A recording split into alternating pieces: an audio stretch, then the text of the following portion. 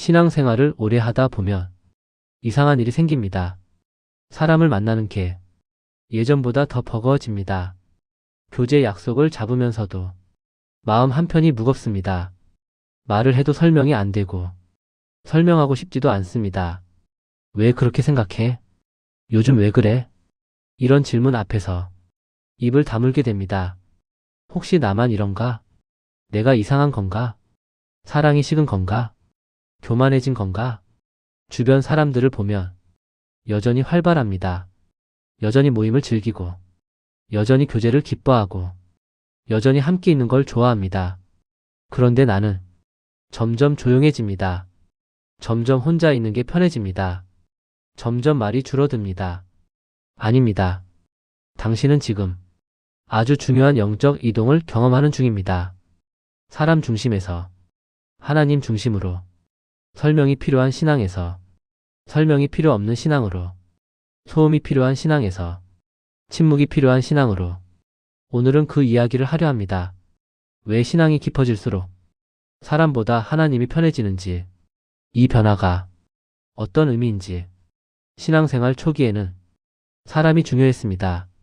함께 예배드리는 사람, 함께 기도하는 사람, 내 이야기를 들어주는 사람, 그들이 있어서 신앙이 유지되는 것처럼 느껴졌습니다. 교회에 가는 이유 중 하나도 그 사람들 때문이었습니다. 톤이 조금 따뜻해짐, 사람들과의 교제에서 위로를 찾았습니다. 나도 그래. 나도 힘들어. 나도 똑같아. 이런 공감이 버팀목이었습니다. 함께 울어주는 사람, 함께 기뻐해주는 사람, 함께 기도해주는 사람, 그들이 있어서 견딜 수 있었습니다. 나쁜 건 아니었습니다. 초기 신앙에는 이런 관계들이 필요합니다. 공동체가 필요하고, 격려가 필요하고, 함께함이 필요합니다. 하나님은 그것도 아십니다. 그런데 시간이 지나면서 무언가 어긋나기 시작합니다. 기대했던 이해가 오지 않습니다. 나눴던 기도 제목이 소문이 됩니다. 진심으로 했던 말이 오해가 됩니다. 약속했던 기도는 잊혀집니다. 함께 하자던 다짐은 흐려집니다. 사람은 변합니다. 상황은 바뀝니다. 우선순위가 달라집니다.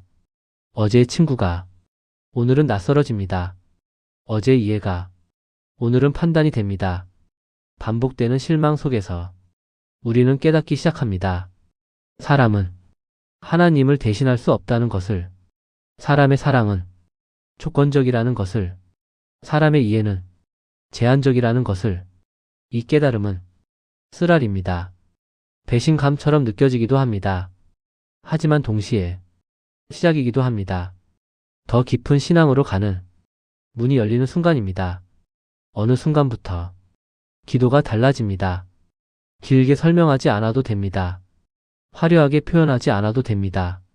논리적으로 정리하지 않아도 됩니다. 하나님, 그 한마디면 충분합니다. 주님, 그 호칭만으로 다 전달됩니다. 사람에게는 설명해야 할 것들이 하나님 앞에서는 설명이 필요 없습니다. 왜냐하면 그분은 이미 아시니까요. 말하기 전에 아십니다. 기도하기 전에 아십니다. 입을 열기 전에 마음을 보십니다. 그러니까 편합니다. 증명할 필요가 없습니다.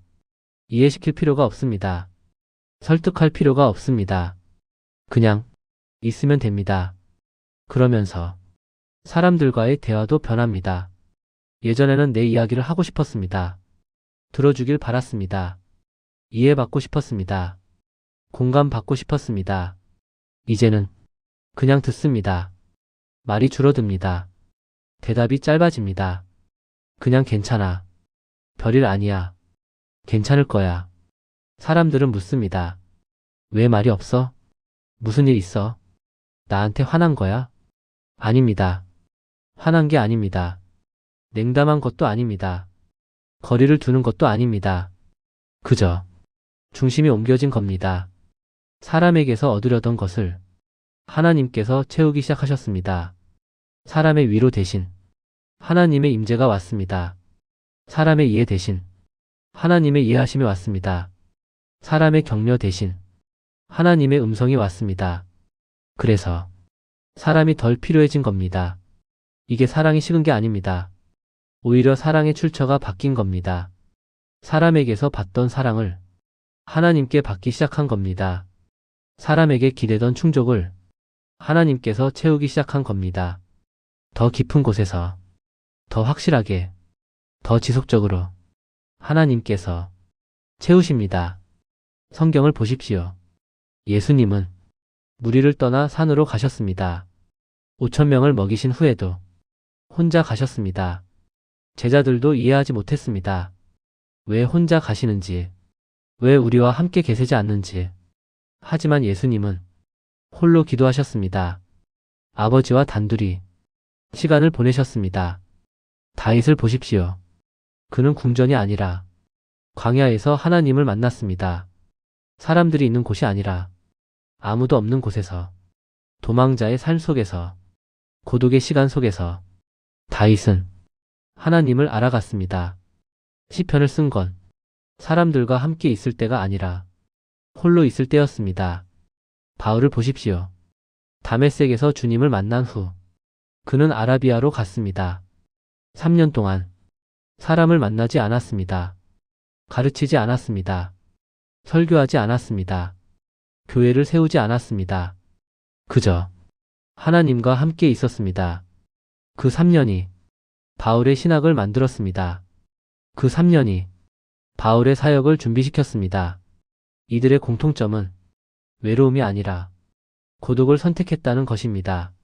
외로움과 고독은 다릅니다. 외로움은 사람이 없어서 생기는 결핍입니다. 원치 않는데 혼자인 상태입니다. 고독은 하나님과 함께 있기 위해 선택하는 거리입니다. 의도된 분리입니다. 신앙이 깊어질수록 이 고독이 필요해집니다. 사람의 목소리가 많으면 하나님의 음성이 희미해지기 때문입니다. 사람의 의견이 많으면 하나님의 뜻이 흐려지기 때문입니다. 사람의 기대가 많으면 하나님의 계획이 가려지기 때문입니다. 그래서 멀어지는 겁니다. 사람이 싫어서가 아니라 하나님께 가까이 가기 위해서, 사람을 미워해서가 아니라 하나님을 더 사랑하게 되어서. 이 거리는 죄가 아닙니다. 이 침묵은 냉담함이 아닙니다. 이 고독은 도피가 아닙니다. 오히려 성숙의 신호입니다. 왜 하나님은 이 과정을 허락하실까요? 왜 우리를 사람들로부터 조금씩 떨어뜨리실까요? 왜 관계의 피로를 경험하게 하실까요? 첫 번째 이유는 의존의 대상을 바꾸시기 위해서입니다. 우리는 너무 쉽게 사람에게 기댑니다. 하나님보다 사람의 반응이 더 중요해집니다. 하나님의 음성보다 사람의 조언이 더 절실해집니다. 하나님의 인도보다 사람의 격려가 더 필요해집니다. 하나님은 이것을 질투하십니다. 나쁜 의미의 질투가 아니라 사랑의 질투입니다. 당신을 사랑하시기 때문에 당신이 다른 곳에 기대는 걸 견디지 못하시는 겁니다. 당신을 아시기 때문에 사람이 당신을 채울 수 없다는 걸 아시는 겁니다. 두 번째 이유는 순도를 높이시기 위해서입니다.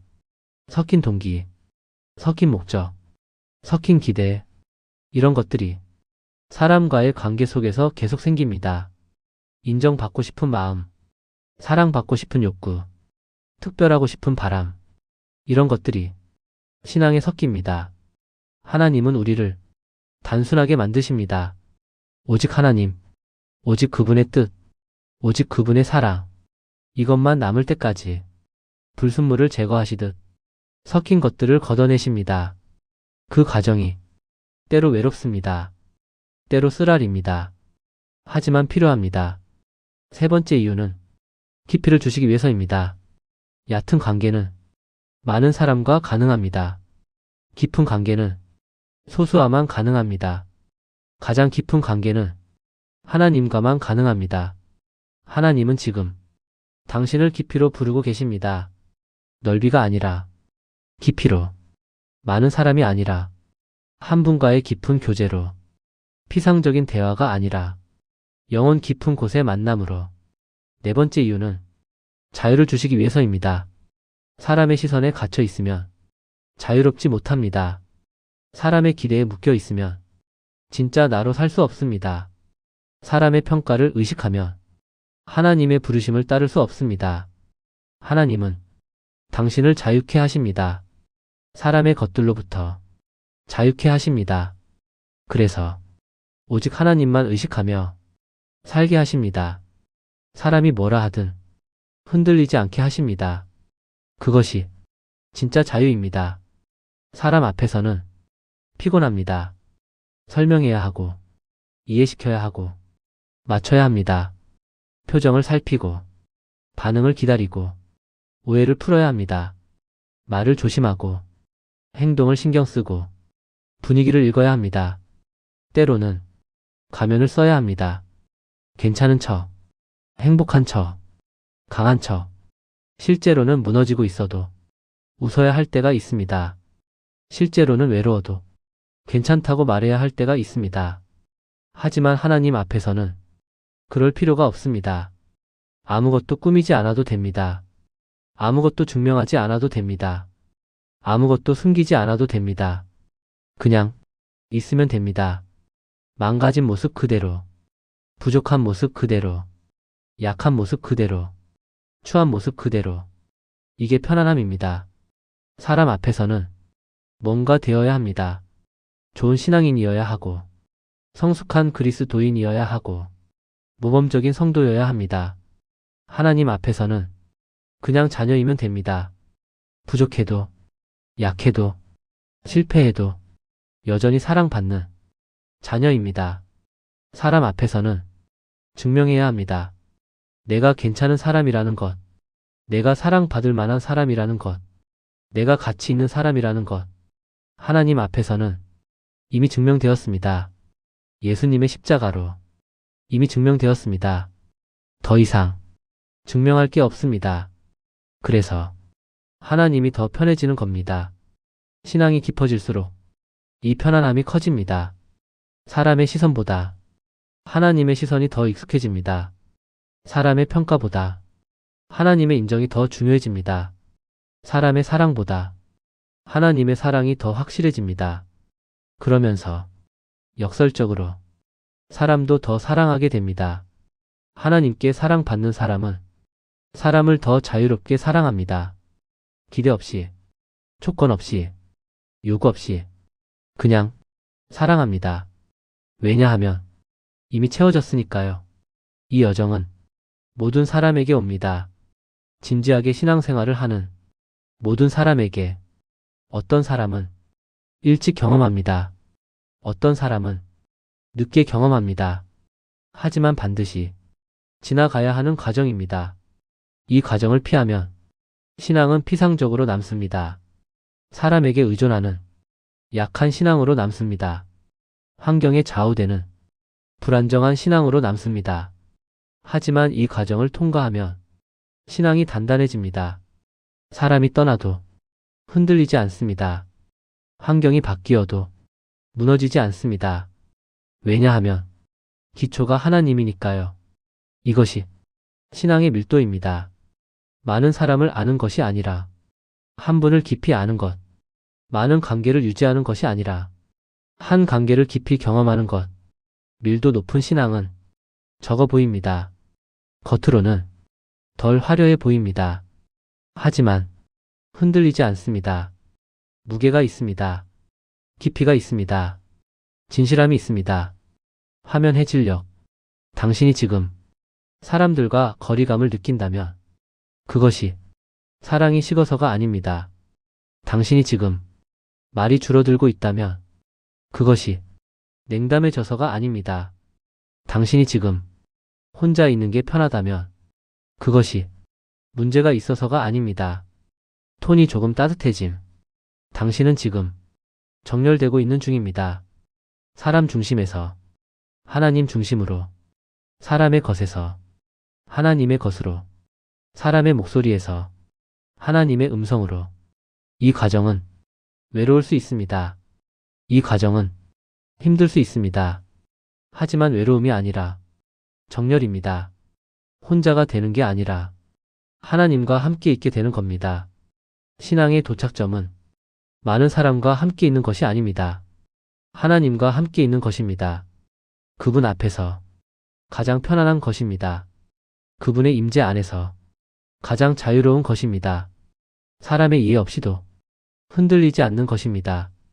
그리고 그때 역설적으로 사람도 더 깊이 사랑하게 됩니다. 하나님 안에서 사람을 사랑하게 됩니다.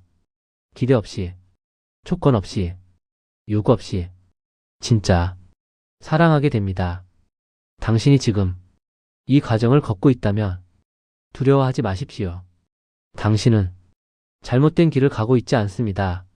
오히려 더 깊은 곳으로 가고 있습니다. 마지막 톤 조용하게. 오늘도 하나님 앞에 서십시오. 설명하려 애쓰지 마십시오. 이해시키려 애쓰지 마십시오. 증명하려 애쓰지 마십시오.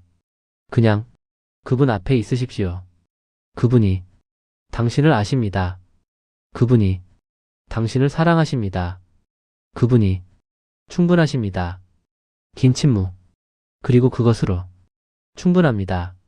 이 이야기가 당신에게 작은 위로가 되었다면 혼자가 아니라는 것을 기억해 주시면 좋겠습니다. 우리는 비슷한 여정을 걷고 있습니다. 같은 방향을 향해 조용히 걸어가는 사람들입니다. 당신의 침묵이 냉담함이 아니라는 것, 당신의 거리가 사랑이 식은 게 아니라는 것, 당신의 고독이 외로움이 아니라는 것, 알아주는 사람이 여기 있습니다. 다음 이야기에서도 함께 할 수 있다면 좋겠습니다. 신앙의 밀도, 조용하지만 깊은 이야기, 여기서 만나겠습니다. 당신의 여정에 하나님의 임재가 함께하기를 기도합니다. 이 영상이 마음에 닿았다면 좋아요와 구독은 같은 질문안을 안고 있는 누군가에게 조용한 길표가 됩니다. 다음 밀도 있는 여정에서 뵙겠습니다. 평안한 한 주 되십시오.